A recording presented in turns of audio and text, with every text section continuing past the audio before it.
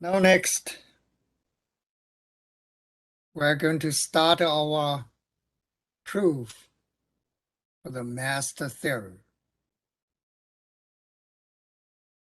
In this proof, the first few steps are quite straightforward. We just want to expand the equation.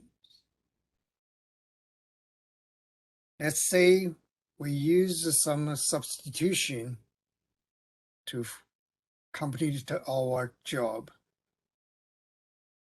First, we know that T of n equals A times T of n over B plus Fn. And in order to expand, we want to know T of n over B. What is T of n over B? It would be A T of n over B squared plus n Fn over B. I have some better explanation for you. Let's say here we have T of n over B should be T of n over B then over B times A plus Fn over B, and we use a substitution.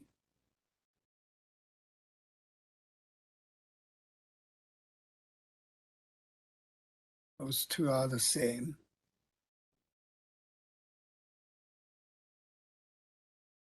After that, we use a distribution law to pass A to both terms here. Becomes A squared T of n over B squared plus A times Fn over B.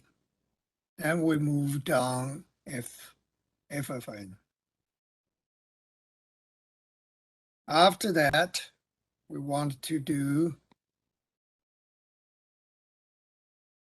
T of n over B squared. If you use the same idea here, we will have T of n over B cube squared, excuse me, equivalent to A T of n B cubed plus F n B squared. So if you have A squared,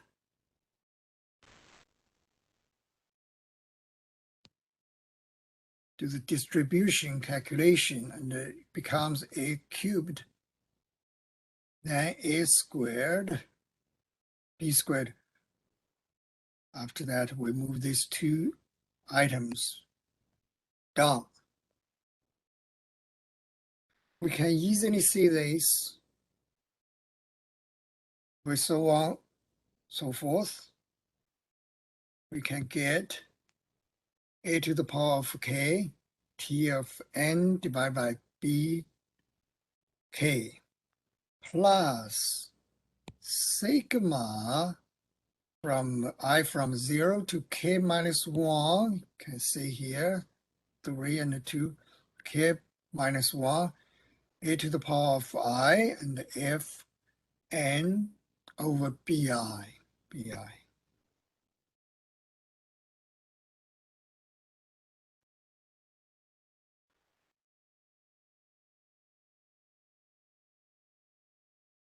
Now we can continue.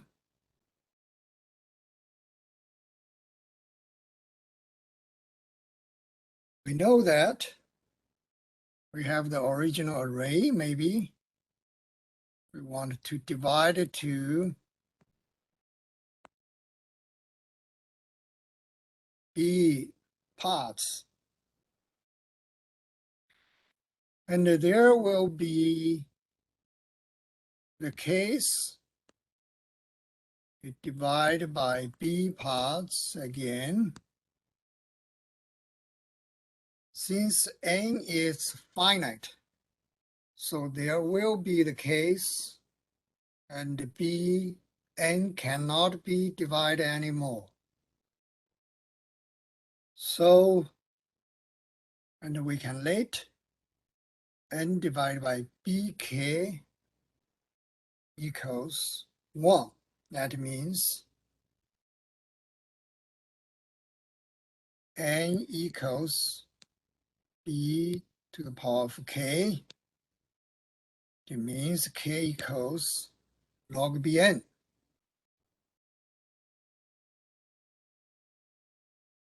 If we do that, we will get a to the power of k will be a to the power of log bn. Then Tn over bk will be T1. You can see here. N over bk will be 1. Will be 1. Now, then we will have the sigma from 0 to log bn, that was k. That was k.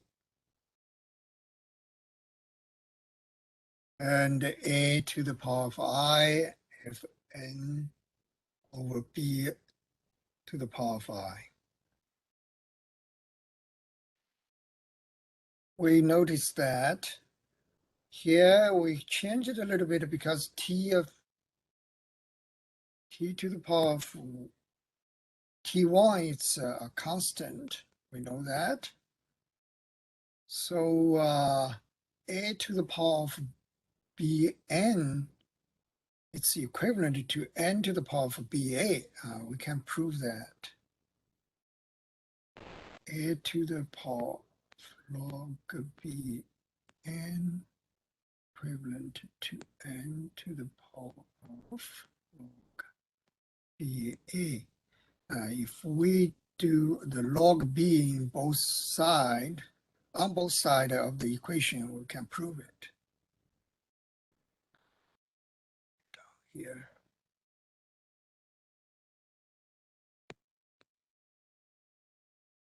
B, we do log b. Here we can prove this this equation is valid. This equation is valid. So finally, we get T of n equals n to the power of ba,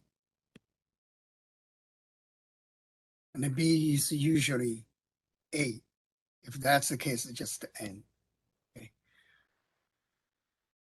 Could be 1 if b equals a. B equals a.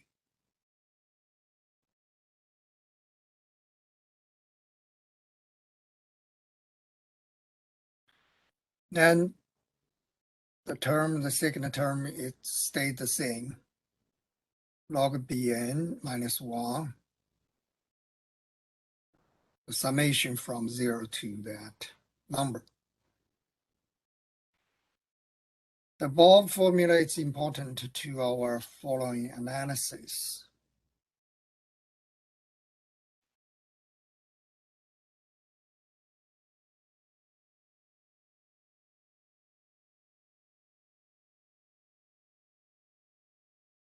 Now, this page is redundant. I have explained it to you. Okay, case 1.